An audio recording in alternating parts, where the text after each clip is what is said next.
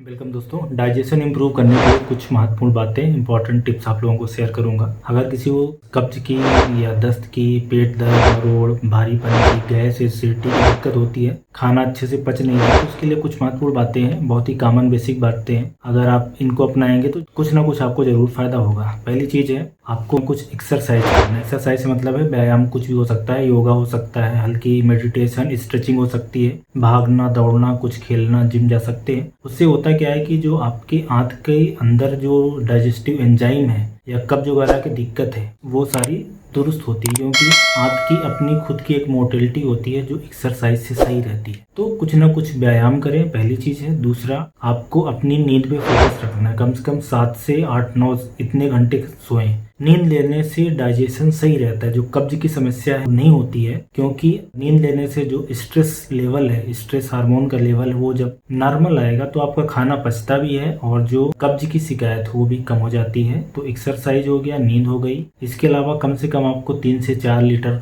पानी पीना है। पानी क्या होता है कि डाइजेशन में हेल्प भी करता है और आपको कब्ज नहीं होने देता, कब्ज की जो शिकायत है उससे बचाता है। इसके अलावा जो आपका खाना है, उसमें घर का खाना हो वो सबसे बेहतर रहता है। अनाज हो, जिस तरह का अनाज आपको पसंद हो, चाहे गेहूं खा रहे हो, चावल हो, जौ, बाजरा, रागी, मक्का, कुछ भी खाएं।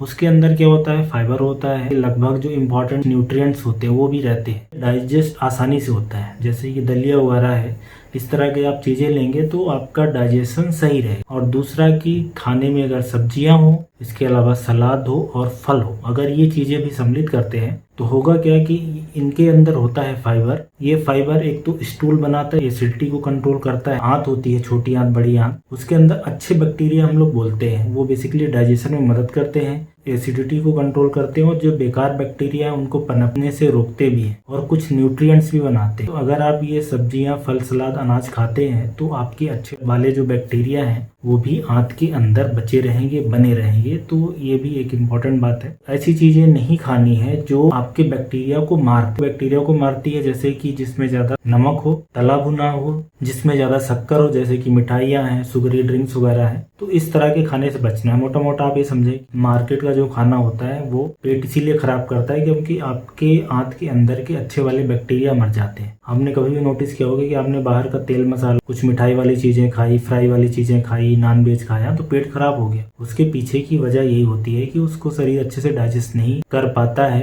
अंदर जो बैक्टीरिया वगैरह है वो कम हो जाते हैं, नष्ट होने लगते हैं। और नष्ट होने के कारण ये भी है कि लंबे समय तक एंटीबायोटिक आप खाएंगे तो भी आपके आंत के अंदर के बैक्टीरिया मरेंगे, उससे भी डाइजेशन खराब होगा। तो इस बात का जरूर ध्यान रखें कि एंटीबायोटिक अननेसेसरी ना खाएं, जिस कंडीशन के लिए लिखी गई है उसमें ही खाएं, फिर आप बंद कर दें या डॉक्टरी सलाह ले लें। एक चीज और, डाइजेशन इंप्रूव करने के लिए आपको ध्यान रखना है कि खाना खाते समय बहुत पानी नहीं पीना है, उससे एसिड डाइल्यूट होता है, आपके जो जूसेस होते हैं डाइजेशन वाले वो भी डाइल्यूट होते हैं। तो खाना खाने के आधे घंटे बाद पानी पिए या 1 घंटे बाद पानी पिए। तब तक क्या होगा कि जो एसिड होता है वो खाने को न्यूट्रलाइज कर देगा, कुछ डाइजेस्ट भी कर देगा, तो उससे फिर आपका जो डाइजेशन है वो ज्यादा सही रहेगा। और डाइजेशन खराब होता है सिगरेट स्मोकिंग से, क्योंकि उसमें होता है निकोटीन, वो आपके एसिडिटी को बढ़ाता है। इसके अलावा कैफीन ज्यादा, काफी, चाय, ग्रीन टी या ब्लैक टी पीने से ज्यादा एसिड बनता है, ठीक है। तो ज्यादा कैफीन भी बेकार है। और दूसरा कि वो कब्ज कराता है, अलर्टनेस बढ़ाता है, सिंपैथेटिक सिस्टम को स्टिमुलेट करता है।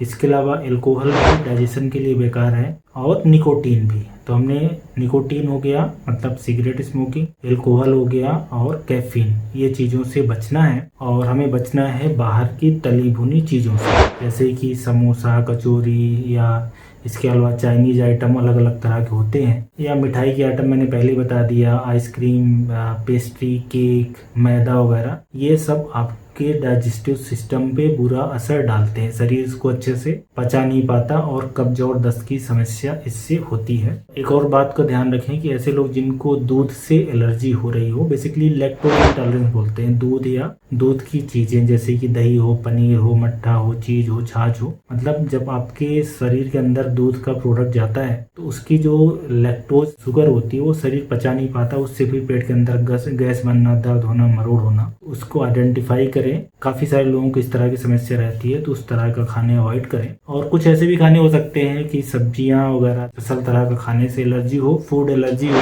तो उससे भी बचना होता है। तो कहने का मतलब है कि हमारा जो पूरा डाइजेस्टिव सिस्टम है वो इस तरह से डिजाइन है कि उसमें अलग अलग जगह पे अलग अलग तरह के कुछ उसमें एंजाइम्स आते हैं। कुछ लीवर से आते हैं, कुछ पैंक्रियाज से आते हैं, कुछ आंत सीक्रेट करती है, कुछ बैक्टीरिया बनाते हैं, कुछ मुंह के अंदर से निकलते हैं। जो हमारा खाना हो वो सही मात्रा में हो, सही तरह का खाना हो। दिनचर्या में हमें कुछ सुधार रखना है। ऐसी चीजें जो एसिडिटी को ज्यादा बढ़ाती हो, या ऐसी चीजें जिसमें ज्यादा शक्कर हो, ज्यादा नमक हो, या जिसमें ज्यादा ट्रांस फैट हो या सैचुरेटेड फैट हो, वो सारी चीज़ों को एक लिमिट में रखना है। स्पेशली एक चीज़ और आपको बता दूं कि ऐसे लोग जो ज़्यादा ग्रेवी वाला कोई नॉनवेज वगैरह खाते हैं, उनका पेट इसीलिए ज़्यादा खराब होता है कि उसमें ट्रांस फैट या तो ज़्यादा रहता है या तो सैचुरेटेड फैट होता है। और नॉनवेज के अंदर भी फैट काफ़ी मात्रा में रहता है अगर ग्रेवी के साथ खाया जाए तो। एक चीज़ और ध्यान रखें कि खाना बहुत ज़्यादा एक साथ नहीं खाना चाहिए, थोड़ा थोड़ा खाना चाहिए। दिन में 3-4 बार खाएं,